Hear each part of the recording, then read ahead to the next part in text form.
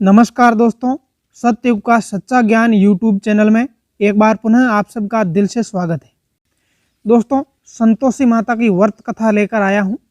संतोषी माता की व्रत कथा सुनने से निपुत्र को पुत्र होता है और निर्धन को धन मिलता है, और किसी का पति अगर परदेश गया हुआ है तो वो जल्दी ही घर लौटता है। दोस्तों, संतोषी माता की कथा सुनने से हमें और भी बहुत सारे फल मिलते हैं, और ये कथा कैसे सुननी चाहिए और कब सुननी चाहिए और ये व्रत कैसे करना चाहिए और इस व्रत करने के क्या क्या नियम हैं, वो इस कहानी में आपको सुनने को मिलेगा।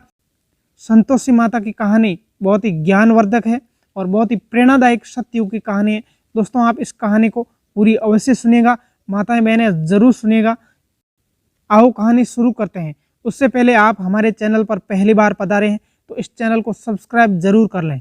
आओ दोस्तों, कहानी शुरू करते हैं। एक बुढ़िया थी, उसके 7 बेटे थे। 6 कमाने वाले थे, एक निकम्मा था। बुढ़िया माँ 6 बेटों की रसोई बनाती, भोजन कराती, और कुछ जूठा भोजन बचता वो 7वें पुत्र को दे देती। परंतु वह बड़ा भोला भाला था, मन में कुछ विचार नहीं करता था। एक दिन वह बहू से बोला, देखो मेरी माँ को मुझ पर कितना प्रेम है। वह बोली, क्यों नहीं, सबका जूठा बचा हुआ जो तुमको खिलाती है। वो बोला, ऐसा नहीं हो सकता, मैं जब तक आंखों से नहीं देख लूं विश्वास नहीं करता। बहू ने हंसकर कहा, देख लोगे तब तो मानोगे। कुछ दिन बाद त्यौहार आया। घर में 7 प्रकार के भोजन और चूरमे के लड्डू बने। वह जांचने को सिर दुखने का बहाना बनाकर पतला वस्त्र सिर पर ओढ़ के रसोई में सो गया। वह कपड़े में से सब कुछ देखता रहा। 6 भाई भोजन करने आए। उसने देखा माँ ने उन 6 पुत्रों के लिए सुंदर आसन बिछाकर नाना प्रकार की रसोई परोसी और आग्रह करके उसे जिमाया। वह देखता रहा।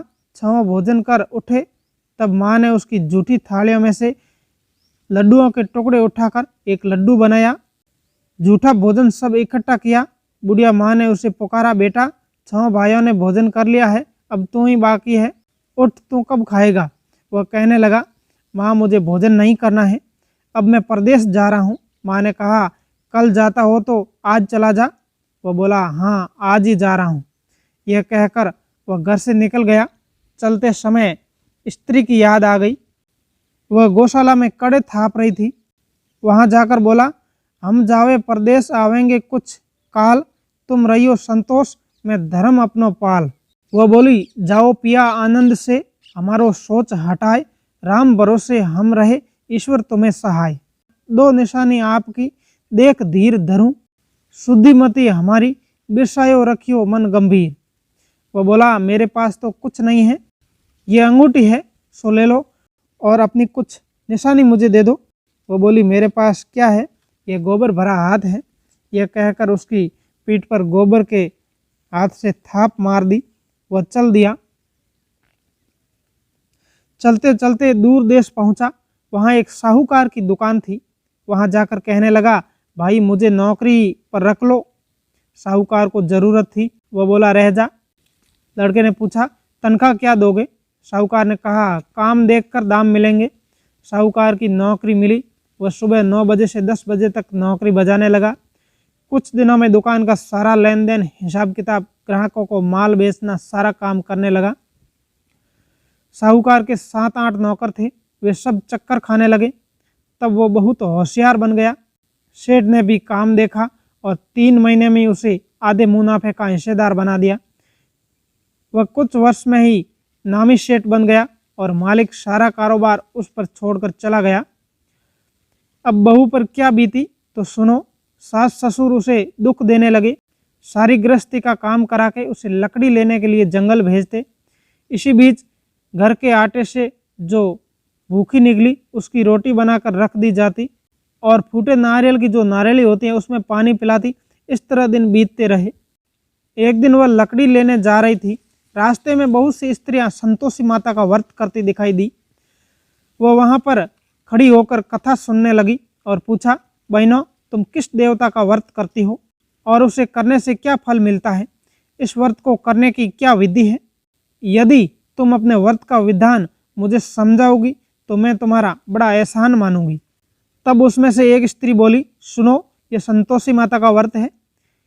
इसके करने से निर्धनता दरिद्रता का नाश होता है, लक्ष्मी आती है, मन की चिंताएं दूर होती हैं, घर में सुख होने से मन को प्रसन्नता और शांति मिलती है, निपुत्री को पुत्र मिलता है, प्रीतम बाहर गया हो तो शीघ्र ही घर आता है, कुंवारी कन्या को मनपसंद वर मिलता है, राजद्वार में बहुत दिनों से मुकदमा चल रहा हो तो खत्म हो जाता है, ग्रह क्लेश से छुटकारा मिलता है और सुख शांति होती है, घर में धन जमा होता है, पैसा जायदाद का लाभ होता है, रोग दूर हो जाता है तथा और जो सब कुछ मन में कामना हो सो सब संतोषी माता की कृपा से पूरी हो जाती है, इसमें कोई संदेह नहीं है। वह पूछने लगी, ये व्रत कैसे किया जाए यह भी बताओ तो बड़ी कृपा होगी।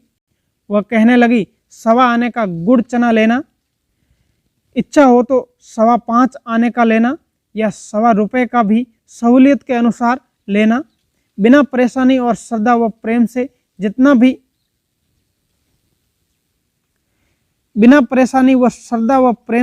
जितना भी मन पड़े उतना लेना। प्रत्येक शुक्रवार को निराहार रहकर कथा सुनना। इसी बीच कर्म टूटे नहीं, अर्थात एक भी शुक्रवार बीच में छूटना नहीं चाहिए। लगातार नियम पालना करना चाहिए। अगर कथा सुनने वाला कोई ना मिले तो घी का दीपक जला के उसके आगे या जल के पात्र को सामने रखकर कथा कहना, परंतु नियम ना टूटना चाहिए। जब कार्य सिद्ध ना हो जाए तब तक इस नियम का पालन करना और कार्य सिद्ध हो जाने पर व्रत का उद्यापन करना। 3 मास में माता फल पूरा करती है। यदि किसी के ग्रह खोटे भी होते हैं तो भी माता वर्ष भर में कार्य सिद्ध करती हैं। फल सिद्ध होने पर उद्यापन करना चाहिए, बीच में नहीं करना चाहिए।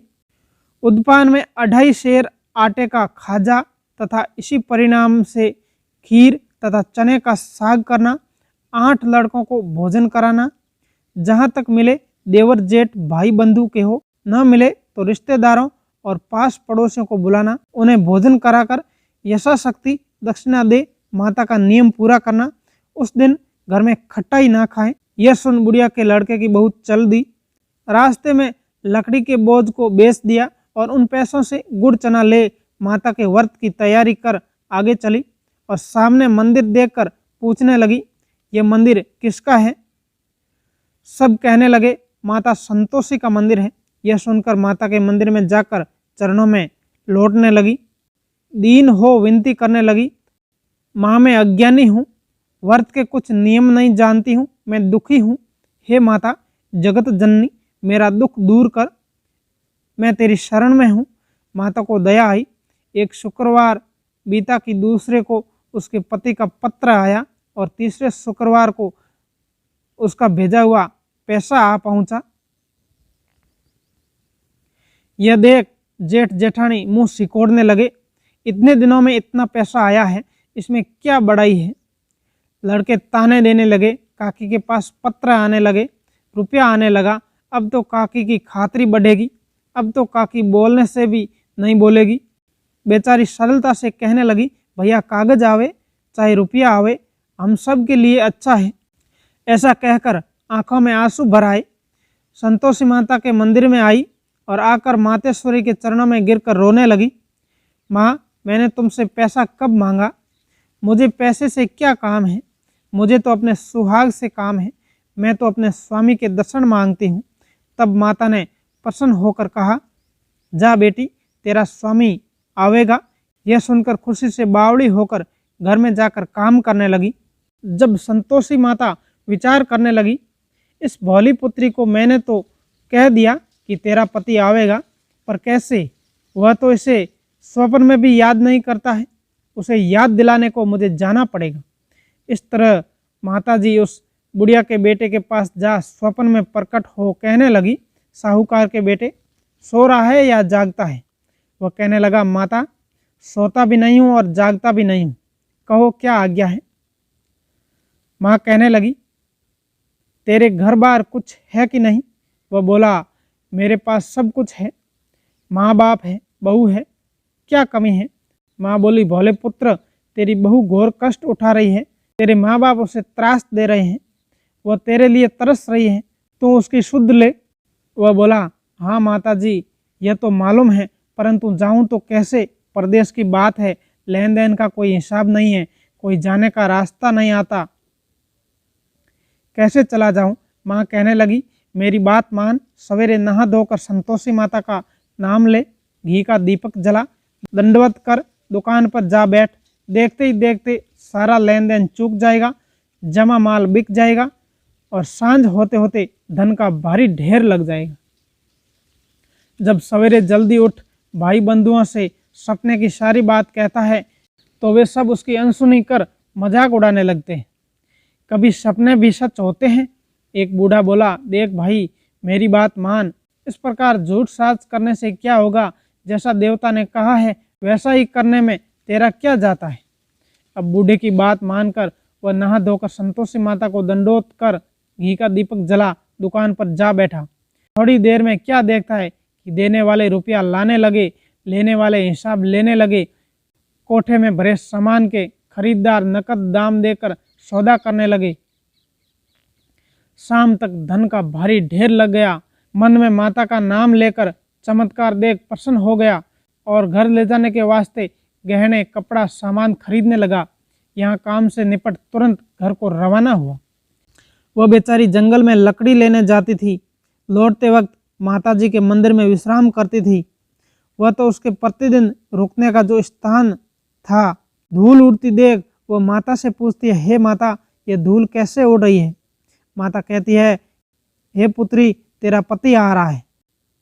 अब तू ऐसा कर, लकड़ियों के 3 बोझ बना ले, एक नदी के किनारे रख और दूसरा मेरे मंदिर पर व तीसरा अपने सिर पर रख। तेरे पति को लकड़ियों का गट्ठर देख मोह पैदा होगा, वह यहाँ रुकेगा, नाश्ता पानी खाकर माँ से मिलने जाएगा।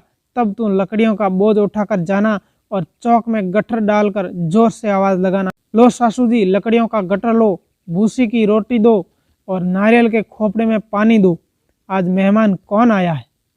बहुत अच्छा, माताजी से कहकर वो प्रसन्न मन से लकड़ियों के 3 गट्ठर ले आई। एक नदी के किनारे रख दिया, एक माताजी के मंदिर पर रख दिया। इतने में मुसाफिर आ पहुंचा। सूखी लकड़ी देख उसकी इच्छा उत्पन्न हुई कि हम यहीं पर विश्राम करें और भोजन बनाकर खा पीकर गांव जाएं। इसी तरह रुककर उसने भोजन बनाया, विश्राम करके गांव को गया, सबसे प्रेम से मिला। उसी समय सिर पर लकड़ी का गट्ठर लिए वह उतावली सी आती है। लकड़ियों का भारी बोझ आंगन में डालकर जोर से 3 आवाज देती है, लो सासू जी, लकड़ियों का गट्ठर लो, भूखी सी रोटी दो और आज मेहमान कौन आया है। यह सुनकर उसकी सास बाहर आकर अपने दिए हुए कष्टों को भुलाने हेतु कहती है, बहू ऐसा क्यों कहती है, तेरा मालिक ही तो आया है। आ बैठ, मीठा भात खा, भोजन कर, कपड़े गहने पहन। उसकी आवाज़ सुन उसका पति बाहर आता है। अंगूठी देख व्याकुल हो जाता है। माँ से पूछता है, माँ यह कौन है? माँ कहती है, बेटा यह तेरी बहू है। आज 12 वर्ष हो गए हैं जब से तू गया है, तब से सारे गांव में जानवर की तरह भटकती फिरती है। घर का कामकाज कुछ नहीं करती, 4 पहर आकर खा जाती है। अब तुझे देख भूखी सी रोटी और नारियल के खोपड़े में पानी मांगती है। वह लज्जित हो बोला, ठीक है माँ, मैंने इसे भी देखा है और तुम्हें भी देखा है। अब दूसरे घर की चाबी दो, उसमें रहूँगा। अब माँ बोली, ठीक है बेटा, जैसी तेरी मर्जी सो करो। यह कहकर माँ ने चाबी का गुच्छा पटक दिया। उसने चाबी लेकर दूसरे मकान की 3री मंजिल का कमरा खोला, सारा सामान जमाया। एक दिन में राजा के महल जैसा ठाट बाट बन गया। अब क्या था, बहू सुख भोगने लगी। इतने में शुक्रवार आया। उसने अपने पति से कहा, मुझे माता संतोषी के व्रत का उद्यापन करना है। उसका पति बोला, अच्छा, खुशी से कर लो। वह उद्यापन की तैयारी करने लगी। जेठानी के लड़कों को भोजन के लिए कहने गई, उन्होंने मंजूर किया, परंतु पीछे से जेठानी ने अपने बच्चों को सिखाया, देखो रे, भोजन के समय सब लोग खटाई मांगना, जिससे उसका उद्यापन पूरा ना हो सके। लड़के जीवने आए, खीर खाना पेट भर खाया, परंतु बाद में खाते ही कहने लगे, हमें खटाई दो, खीर खाना हमको नहीं भाता। देख कर अरुचि होती है। वह कहने लगी, भाई खटाई किसी को नहीं दी जाएगी, यह तो संतोषी माता का प्रसाद है। लड़के उठ खड़े हुए बोले, पैसा लाओ, भोली बहू कुछ जानती नहीं थी। उन्हें पैसे दे दिए। लड़के उसी समय हट करके इमली खटाई ले खाने लगे। यह देखकर बहू पर माताजी ने कोप किया। राजा के दूत उसके पति को पकड़ कर ले गए। जेठ जेठानी मन माने वचन कहने लगे, लूट लूट कर धन इकट्ठा कर लाया है, अब सब मालूम पड़ जाएगा जब जेल की मार खाएगा। बहू से ये वचन सहन नहीं हुए। रोती हुई माताजी के मंदिर गई। कहने लगी, हे माता, तूने क्या किया? हंसा कर अब भक्तों को रुलाने लगी। माता बोली, बेटी, तूने उद्पान करने में मेरा व्रत भंग किया है, इतनी जल्दी सब बातें भुला दी। वह कहने लगी, माता, भूलती तो नहीं, न कुछ अपराध किया है, मैंने तो भूल से लड़कों को पैसे दिए हैं, मुझे क्षमा करो, मैं फिर से तुम्हारा उद्पान करूंगी। माँ बोली, अब भूल मत करना। वे कहती हैं, अब भूल नहीं होगी, अब बताओ वे कैसे आएंगे?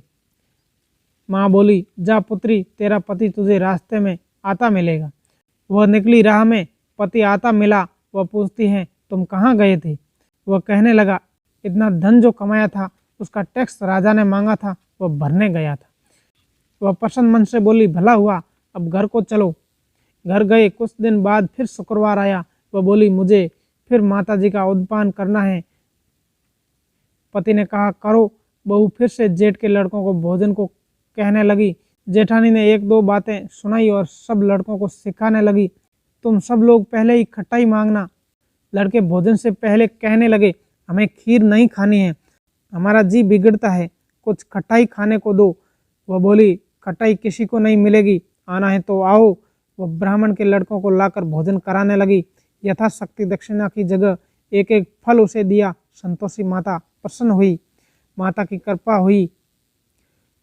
कृपा होते ही 9वें मास में उसकी चंद्रमा के समान सुंदर पुत्र प्राप्त हुआ। पुत्र को पाकर प्रतिदिन माताजी के मंदिर में जाने लगी। माँ ने सोचा, यह रोज आती है, आज क्यों न इसके घर चलूं, इसका आसरा देखूं तो सही। यह विचार कर माताजी ने भयानक रूप बनाया।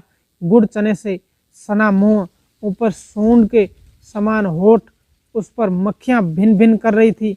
देहली पर पैर रखते ही उसकी सास चिल्लाई, देखो रे, कोई चुड़ैल डाकिन चली आई है, लड़कों इसे भगाओ नहीं तो किसी को खा जाएगी। लड़के भगाने लगे, चिल्लाकर खिड़की बंद करने लगे। बहू रोशनदान से यह सब देख रही थी। प्रसन्नता से पगली बंद चिल्लाने लगी, आज मेरी माताजी मेरे घर आई है, वह अपने बच्चे को दूध पीने से हटाती है। इतने में उसकी सास को क्रोध आ गया। वह बोली, रांड को देखकर क्या उतावली हुई है, बच्चे को पटक दिया है। इतने में माता के प्रताप से लड़के ही लड़के नजर आने लगे। वह बोली, माँ, मैं जिसका व्रत करती हूँ ये संतोषी माता है। इतना कहकर झट से सारे किवाड़ खोल दिए। सब ने माता के चरण पकड़ लिए और विनती कर कहने लगे, हे माता, हम मूर्ख हैं, अज्ञानी हैं, तुम्हारे व्रत की विधि हम नहीं जानते हैं, व्रत भंग कर हमने बड़ा अपराध किया है, जगत माता आप हमारा अपराध क्षमा करो। इस प्रकार माता प्रसन्न हुई। बहू को प्रसन्नता हुई, जैसा फल दिया वैसा सबको दे। जो संतोषी माता का व्रत सुने उसकी मनोकामना पूर्ण हो। बोलो जय संतोषी माता की। दोस्तों, संतोषी माता की व्रत कथा कैसी लगी कमेंट करके जरूर बताना और कमेंट बॉक्स में जय संतोषी माता जरूर लिखना। और अगली वीडियो में आपको संतोषी माता की आरती सुनाऊंगा। जय संतोषी माता।